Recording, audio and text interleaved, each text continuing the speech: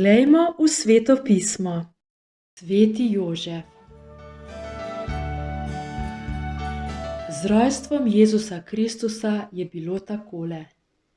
Njegova mati Marija je bila zaročena z Jožefom.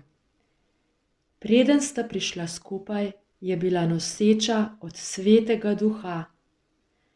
Ker je bil njen mož Jožef pravičen in je ni hotel osramotiti, je sklenil, da jo skrivaj odslovi.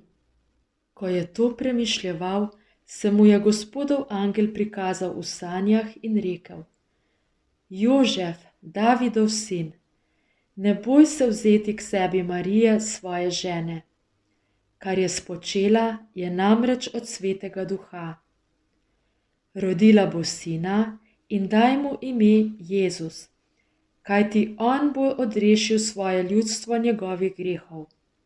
Vse to pa se je zgodilo, da se je izpolnilo, kar je Gospod rekel po preroku. Glej, devica bo spočela in rodila sina in imenovali ga bodo Emanuel, kar pomeni Bog z nami. Ko se je Jožef zbudil iz sna, je storil, kakor mu je naročil Gospodov angel.